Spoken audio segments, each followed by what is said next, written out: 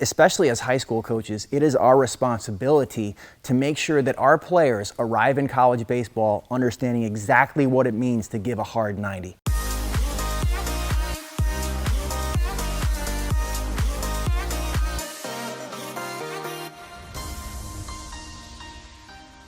What's going on, guys? Coach Matt at YouGoProBaseball.com, and we are here with Kevin Graber, KG, and we're talking about base running today. This is the man when it comes to base running, coach at the professional level, college level, Cape Cod League, coaching now at the high school. His team, 11 championships. This guy was coach of the year many times, and we're going to talk about breakdowns at first base. Very important.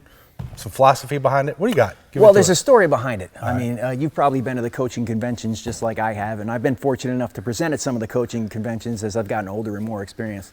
But the first ever coaching convention that I attended as a coach, the presenter who was on the big stage at that point, was on the Mount Rushmore of all-time coaches.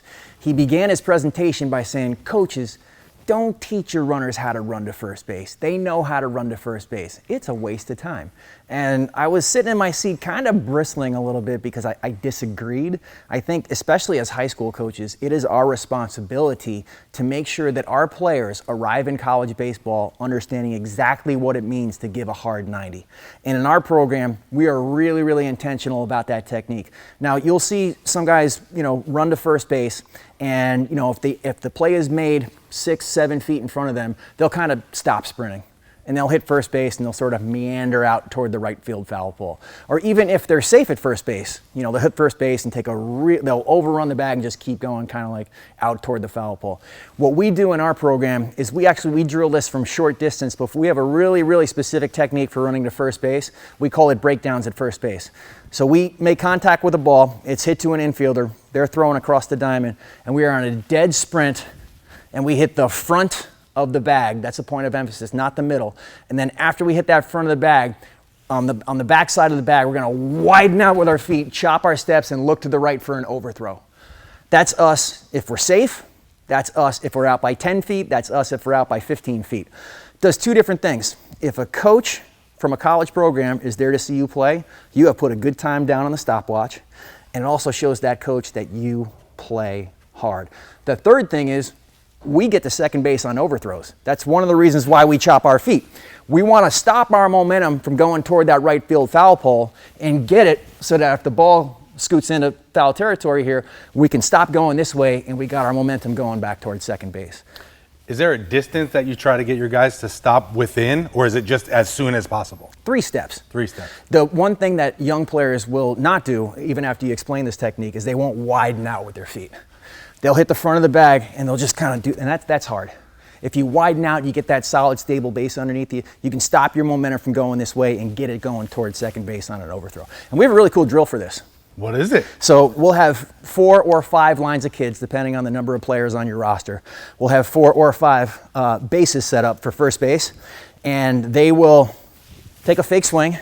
They'll run it out through first base, they'll hit the front of the bag, they'll break down, and then I'll be the coach over here in foul territory.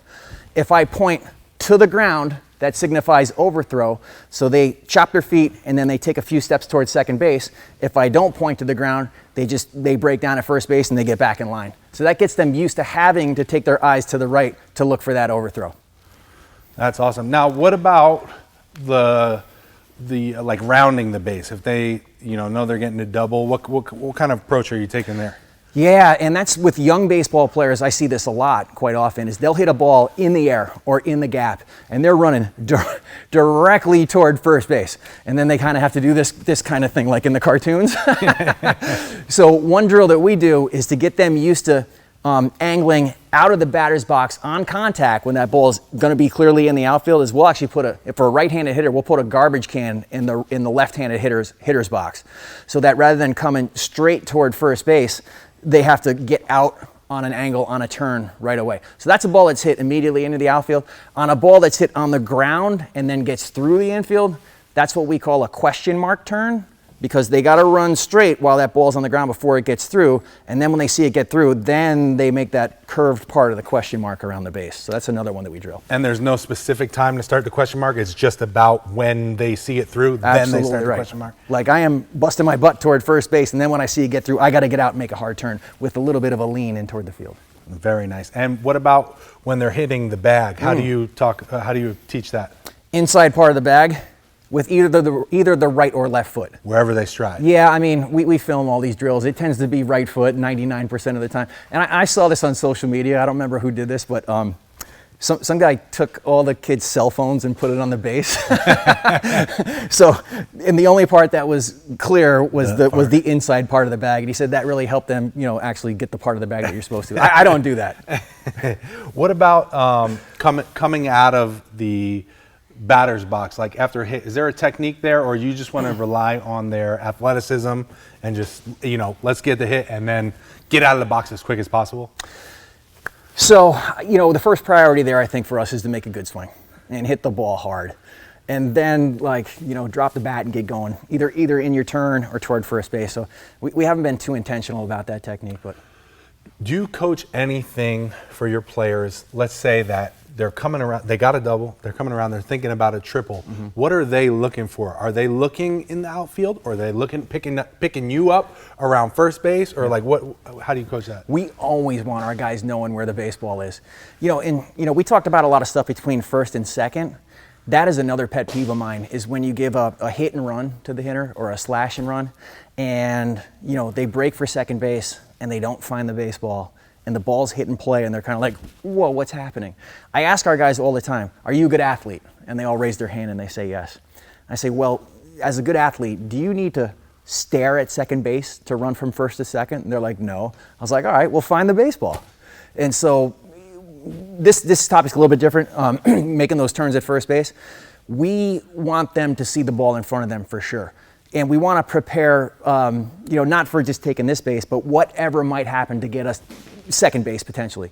And we actually like to, our turns at first base, we kind of like to aim our turns at the fielder, if that makes sense. So if the ball's hit to the left fielder, we can really get out there and aim ourselves at that left fielder. If the ball's hit to the center fielder or in this gap, it's more, we like to aim it toward that fielder. If it's toward right field, where they can actually maybe throw us out at first base, that's a little bit of a different turn there. So we put some cones out to simulate fielders, and sometimes we'll talk about the directions of our turns at first base. That's really cool. I never heard that before. I like that one. I may have invented that. I don't know.